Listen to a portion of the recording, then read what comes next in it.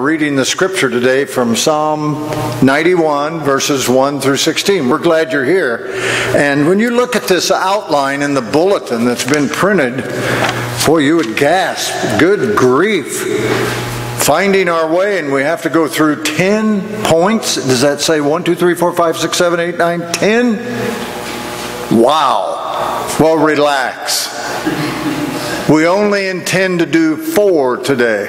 Oh, what a sigh of relief. You can only sleep half as long in worship, but we'll do 4, and there's 7 blanks to fill in. We'll tell you what to fill in, and we trust you'll follow along. Some people, it's not helpful to them. That's okay, but if it's helpful to you, write them in as we go along.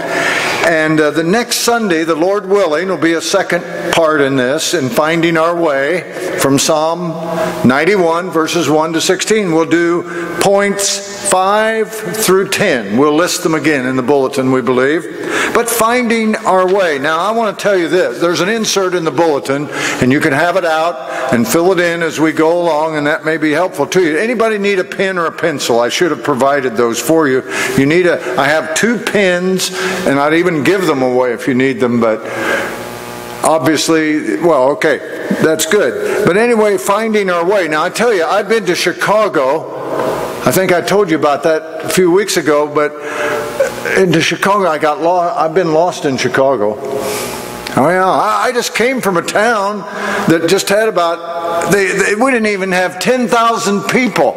It was 9,800 on the sign, the population at Paris, not France or Kentucky or Ohio, but Illinois. Paris, Illinois, almost to Indiana, and it said 9,800. I just wanted them so bad in some senses to make it 10,000 people. They never did. I think it's even gone down a few. But anyway, I've been lost in Chicago, Illinois. I've been lost in Cincinnati, Ohio. You've been to Chicago? Raise your hand. You've been to Chicago. Okay, a number of you, I think so. I mean, the parks, they know this city backwards and forwards. They could be blindfolded and drive through Chicago, I think. But anyway, Cincinnati, Ohio. I've been lost there. You been there? To Cincinnati? They say it's a city, and I quizzed a lady one time. It's a city of 7 hills. There's 7 areas, I believe. And she drew it on a map, even explained it to me. Boy, would I need that map, because we're going to the amusement park. Oh my. Or to the baseball game. Oh my. Getting lost in Cincinnati. Well then, Atlanta, Georgia. That's a whole nother nightmare, isn't it? Peachtree City, you've heard of that? Have you been to Atlanta? Okay, oh my. Whew, the traffic just drive you nuts.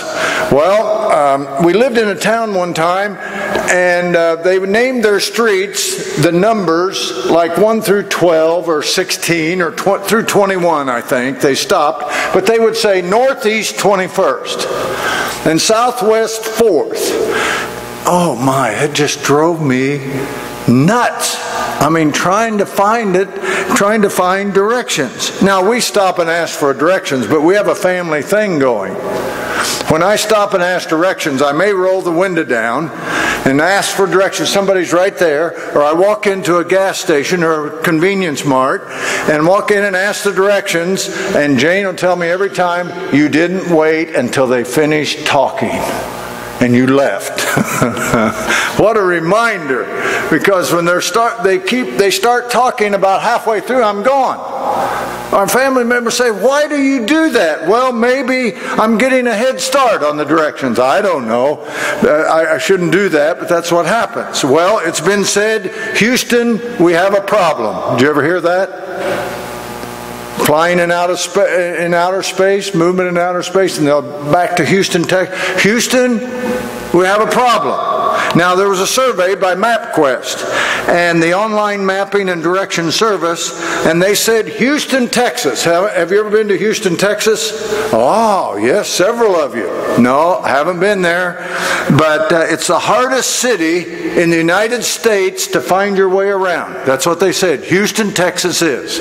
Well, add this statement to the other surveys that place Houston, Texas high on 4 other categories.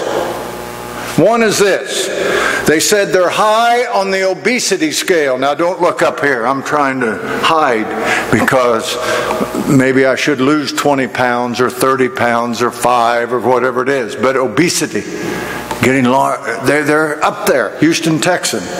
Well, the second one is the pollution index. And the third one is weather storms. And another one is the Houstonites. Is that what you call a person from Houston? We lived in Washington, Indiana, and I think they said the Washingtonians. But maybe the Houstonites, I guess you would say, people who live there, they're particularly lax in cleaning up after their dogs. I see walking down our street, and we have said sometimes we're glad we don't have a sidewalk that is on our side of the street. It's on the other side of the street. Because I see these guys and these ladies and these boys and girls, and they're walking their dog and they're carrying a bag. Ay, ay, ay. But they said the Houstonites are lax in doing that. Well, what did the Houston Chronicle newspaper, what did they put as a headline in an article one time? They put it this way: it's easy to get lost in our big, fat, hot, polluted city. That's what they said. Now, a big question. Why is it a navigational nightmare in Houston, Texas? Well, there are several reasons. One is that towns and villages, well, towns and cities have traditionally, used to be from time past, were laid out in like a grid fashion. You go to Paris, Illinois, and I refer to it again. That's my hometown, and so it's Edgar County, but Paris, Illinois. And yes, right in the center of town is a square. There used to be two-way traffic around it. Now it's one-way, counterclockwise.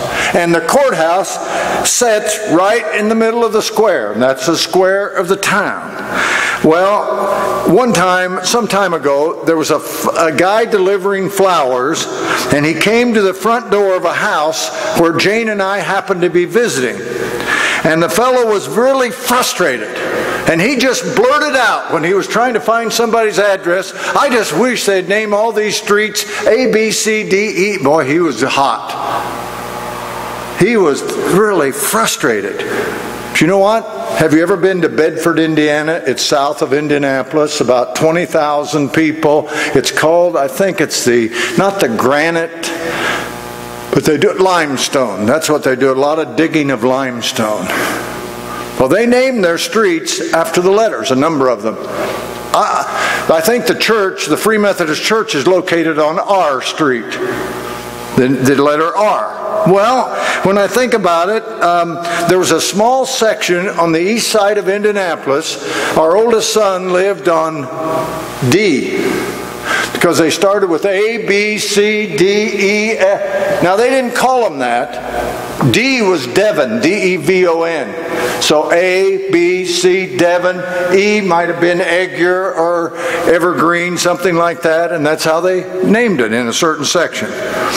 Well, yesterday, we went to a baseball game. Our grandson Jacob, he had his first baseball game. And so we end up at the game, but before we ended up there, Jane said, "I believe we'll take our GPS with us." She plugged it in, typed it in, and we'd no more gotten on the interstate than that thing said, that voice rather, not thing, the voice said, "Turn in 600 yards, turn right." And then turn left. Well, fortunately, we knew enough about where we were that we were about 10 miles from the thing. Where are we going to turn right and left? So we ignored it.